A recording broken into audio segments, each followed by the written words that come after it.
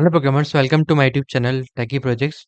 So in this video I will show you the helmet and license plate recognition using Python. So in that video I will show you it will detect the real-time laptop front camera, and I have to show any image, or you can show your face also. Like it will detect the person is wearing helmet or not, and it will detect the rider with the accuracy like 0.97 or something else. Okay, and it will detect the number plate of that particular vehicle, and it will detect the rider, that the person is wearing helmet or not. And this project developed using Python programming language, and machine learning used to train the model, and YOLO algorithm is used. So this is the complete project. If you're in doubt, then you can comment the comment section. I will try to reply soon.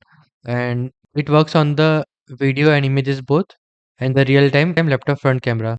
Thank you friends for watching my video. If you are new, then subscribe channel and share with a friend. Thank you.